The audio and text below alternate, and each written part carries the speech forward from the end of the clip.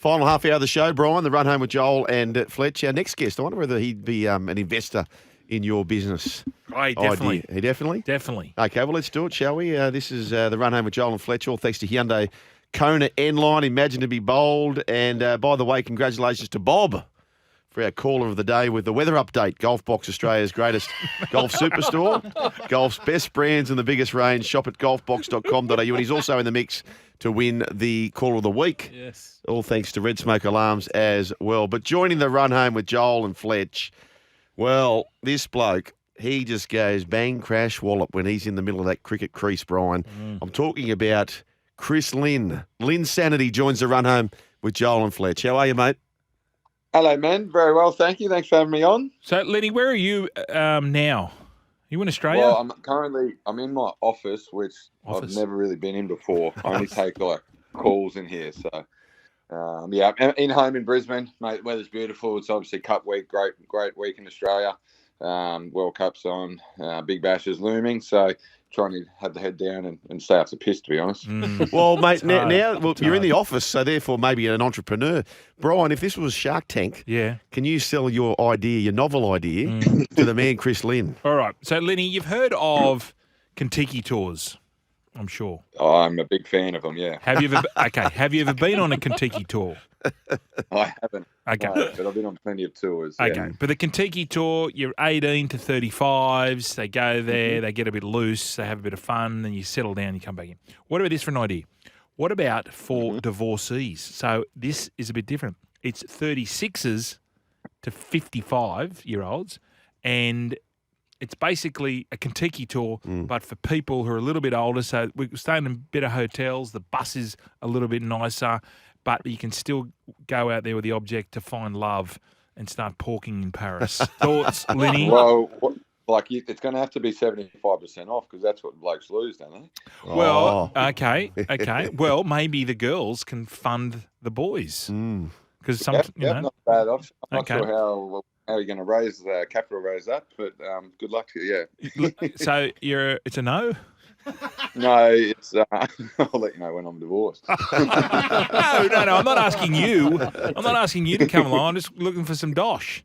You won't get divorced. No, mate. I'm winding down my career, mate. You know, come on. Doesn't grow on trees, unlike some people down in Sydney. But I could probably tip a little bit of experience. How about that? Okay. But Brian, you know what? Like when you think about it, right? So you're targeting a very hot market because about 50%. I don't mean to be a doomsayer, but about 50% of marriages fall through. Imagine if Apple said to you... 54%. 54%. Yeah. Imagine if Apple said to you, listen, Brian, here's a phone. Yep. It's going to work 54% of the time. Would you buy it? I probably wouldn't. Yeah. I probably would. Hey, Lenny, you're talking about you're in Brizzy, but you're back with the Strikers for this year. Yep. So what happens there, mate? Will you just go down, move back down to Adelaide for how long, and how does that all work? Yeah, so I'll head down the start of December, and the family's going to come down with me. They put us up in a 2-bedroom apartment, self-service. So I'm actually not down there for that long, considering you travel for Sydney, Melbourne, Brisbane, all the games. So based down there for a month, then head off. I actually don't play finals, unfortunately, which is not ideal, but. In one sense, I get to look after myself and go to Dubai for another tournament. We're talking about. I might be able to invest into this amazing business once I come back. Yeah. We're coming up with ideas. It was very good to me last year, so I've got no reason, and hopefully I can have another great year with the bat. So Lenny, what happens in Dubai? Who are you going over there to play for? I'm playing it's an Emirates League, and so I play with my team owner is actually a Adani mob. So they've got a lot of love, a lot of hate towards them. Depends what side of the fence you sit on, but they're awesome people. They've got I know they're known for their mining, but they've got a sports line company as well, and they own one of the teams over there. So we actually won it last year, so I've got to go back there and try and replicate that. Right. Any other Australian cricketers go over there? Well, they do, but they sort of get late call-ups because of it crosses over with the Big Bash. And the thing is, a lot of guys are state contracted as well. So for Queensland, New South Wales in Sheffield Shield and one-day cricket, whereas I'm not. So I'm a freelance player, which gives me a bit more freedom to tour and play in those other franchises, which is great in one sense. But in saying that, there's not as much security. So the onus actually is, go out there, score runs. Otherwise, you don't know what's going to happen next year. Chatting with Chris Lynn, who loves to bash that ball around the park, as Maxie did the other day. I'd love your take on that, Lenny. Mate, it's basically just sent the coach's textbook out the window. Yeah. I was up watching it, and I was just, you know, you want to get your foot to the ball and do all that and be technically correct. How simple did he make it look by just keeping his head still? Yep. Obviously had a cramp in both legs, his back, his calves. It's hot in Mumbai, but how well he simplified it, and his will to win for Australia is, superb. And I know he wanted to go off at one point, and the physio said, no, you're right, stay back out there. And that's what that's what you need in those environments. And they're building up perfectly for a huge semi-final, then hopefully a final. So, Lenny, a lot of good judges are saying it's definitely the best one-day knock we've ever seen. Some of these saying it's the best knock that in any forms of cricket. What do you think? Well, I think you've got to take into consideration, obviously, the scoreboard. So we were 7 for 90. So, the boys obviously happy they won, but Maxwell should be coming off the field actually a bit pissed off, I reckon, the fact that they put in that position, because, that's happened a couple of times now, and he's come out with Paddy Cummins and saved the game. But I think, yes, it's the greatest one-day knock ever. As for the greatest knock ever, I'm not sure. He did get dropped by Mujeeb on about 30-odd, and that's something that I sort of look at. Did he give a chance or two throughout the field? Yeah, I think he gave 2 chances. Yes, he can't control that, but, some of the best knocks that have been double hundreds or triple hundreds have been chanceless. So, I don't watch a lot, like every bit of cricket, but definitely the greatest one-day knock, no doubt. Hey, Lenny, you raise a good point there, and they call it in sport winning wallpaper. So we had a massive win, and we're charging towards the finals. But this is real. Yep. There's a big issue behind it. If you're playing Afghanistan and you're down 7 for 90-odd, in thinking about winning wallpaper, and yes, we're on our way to the semi-finals, do you consider any changes, Lenny? No, I don't think so. I think I'm very big on not flirting with form. Yep. David Warner's obviously had a good campaign, and Mitch Marsh is hitting the ball well, but we still like to go back to where we were. We're getting those good, nice starts and having wickets in hand, really setting that platform. Josh Inglis has had cameos, Marcus Stoinis cameo here and there, but I think the boys just get another opportunity, for time in the middle. As for the bowlers, they've done a great job. They want to keep taking wickets. I can't remember who we played. Is it maybe Pakistan in the last game? I can't remember. But, it's just another great opportunity to get used to the India conditions. Yes, we have qualified, but you just don't flirt with form. You don't want to, take anything for granted at this stage in the tournament. If there is an injury, so be it. That's part of the game. You keep moving on. We've got the depth there. We've got guys like Cameron Green that are sitting on the bench ready to go. If he gets an opportunity, then so be it. Adam Zampa's been in great form with the ball. But previously to the World Cup, his form wasn't that great. So you just want to keep rolling with the punches. And, we're 3-man-match performances away from winning the World Cup. That's the way I see it. Bangladesh, Brian. We're playing Bangladesh. So, the bangers, bangers and mash. Hey, Lenny, we were talking to Ian Smith yesterday, the great Kiwi, and he said Australia is the only team that can beat India. The only team. He put a line through the Kiwi. Do you agree? So.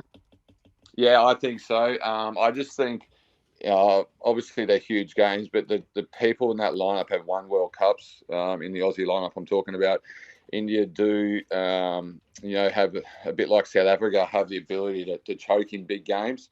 Yes, they are, short odds to win the comp at home. They love the conditions. They play the best cricket in their own conditions. But what we have is a couple more match winners, I believe, and we've got that hunger to win more than anyone, I believe. So Davey Warner, it might be his last World Cup. I don't know. He wants to go out on a high. All these blokes are just over there. They've done the work. And I think the lead up has been probably the most important thing that I found.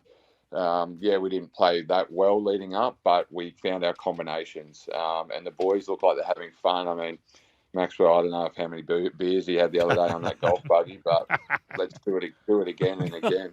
These double hundreds. If we're going to the pub, Lenny, and it was Brian, myself, you, and we said, righto, bring 4 of the current Australian cricketers who are over there at the moment. Which 4 are we bringing?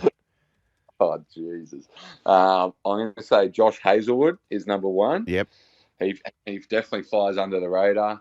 I mean, they're all actually good swillers, to be honest. Marcus Stoinis, because obviously he's a rooster. Mitch Marsh is he's a beauty. Plenty of banter there, and I'll probably say Adam Zampa actually. But as I said, the best thing about that group is they're hanging out.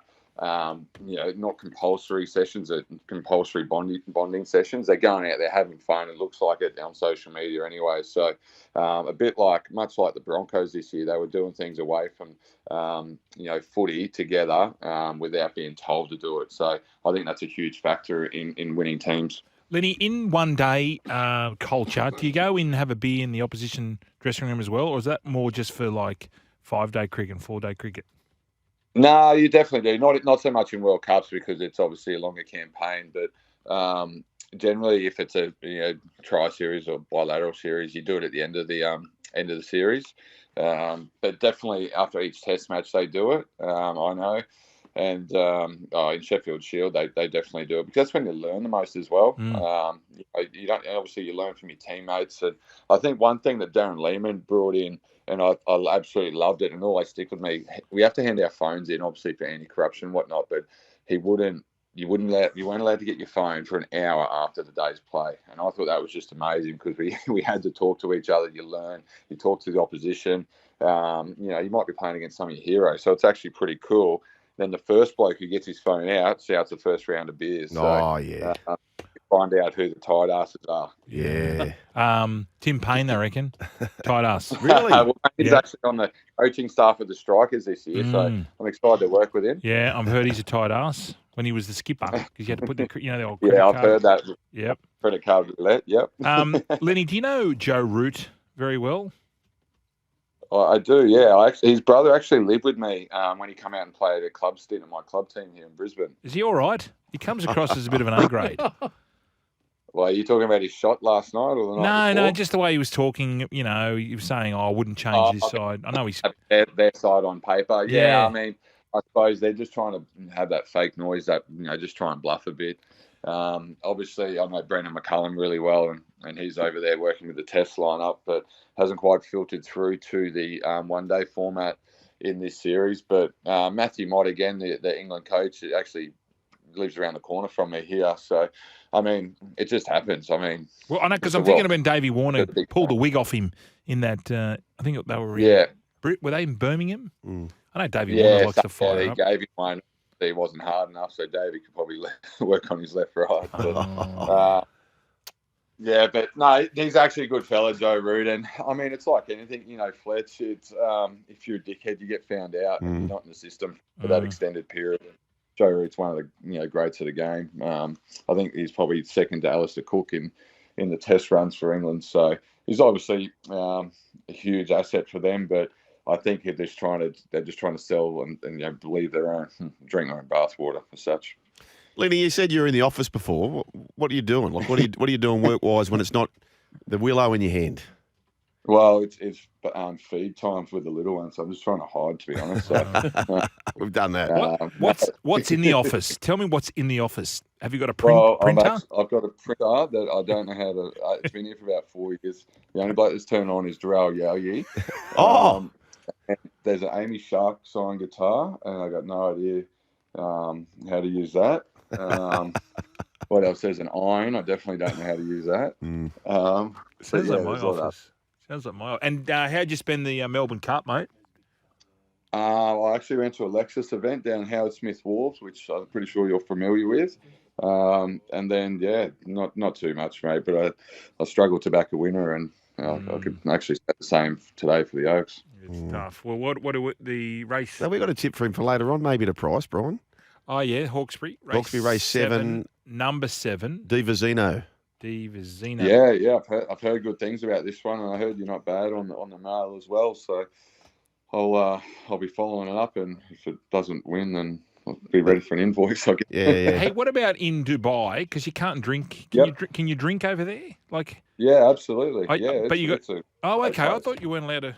So what? Just in the hotels and stuff in your hotel? Yeah, just not out in public. Yeah, it's frowned upon out in public. But mate, it's a great city. Obviously, it's pretty expensive. It is a bit superficial, but No, it's obviously great for cricket because it's not like the Big Bash here where you get on a flight or like footy when you're playing Brisbane one week and then you're in Sydney or Melbourne or Perth, where you just jump on a bus and you're at the stadium with half an hour and you get to nestle into your hotel room, which are all new over there, and the service is just fantastic. It's great for families too. Awesome. I'm going to go. Lenny, have you got a show to tip us into, a movie or anything you've watched lately? I was going to tip you into NRL 360. Yeah. If you want to go to sleep, insomnia. Yeah. Yeah. Not with Gordy. Not with Gordy. I actually, can't. Poor old Gordy. I don't watch it. I watch the races, to be honest, and I watch live sport. That's basically all I watch. Other than that, I save my movies and whatnot for tours and plane rides. Okay. Well, when you go to Dubai, get involved in the Milli Vanilli documentary. Very Milli good. Vanilli. You would remember them. They were caught lip syncing. What am I saying? Lip syncing. Brian's lip syncing. Drinking lemon. Lip syncing. It's a great show. It's on one of those streaming. Yeah, it sounds awesome. No, Yeah, it is. just tell you know me- who Milli Vanilli is, Lenny? You might be a bit too young. No, I've actually got no idea. No. What? Oh yeah. See, we're not Yeah, he's a talking bit to young. 40-year-olds. All my Um, time. Just before we go, Brian, the board has continued, and they're loving you, Lenny, by the way, but continue to come through with suggestions of the name of your particular venture, Brian. yeah. Give it one last sell, and maybe what's the last one as far as a name suggestion of your tour is concerned? Well, there's fornicating in France, there's slippery in Slovenia, there's balls deep in Bulgaria, which I think's quite catchy. I don't mind that. Oh, this is a good one. Three-way in Norway. See, the divorcees like to experiment because they've might have been married for 20 odd years and they're thinking, Correct. this is now the time to get the whips and the No, bells and the whistles. I like it. Can you please send me a pitch deck, please, Fletch? Yeah, I will. Hey, I don't know what that is either. I might say. No, we'll send it, though. Lenny, we're on 8, 12 and 13 in this next race for the quaddie, mate, so give it strength, and thanks for joining the run home with Joel and absolutely. Fletch. I'm actually going to jump on the horse as well, boys. So Good on you, appreciate Lenny. the chat and give it strength. Next time, Chris Lynn. Lenny, next time you're in Bondi, give me a bell. Yep. And Absolutely. let's hang- Absolutely. I'll be down there for Big Bash, so not too far away. Oh, okay. Beautiful. Don't wanna We should get get him in the trouble. program. Don't wanna get in Lenny, trouble. thanks for joining the run home with Joel and Fletch. We'll catch you soon, mate. Thanks, man. Appreciate it. Righto, See you, easy Lenny. keeper. Lock him in, Brian. I've locked him in. I'm just going to type it in now. Yep. He's a keeper. Lem sipping. Lamb sip. Lamb sip is the Mick.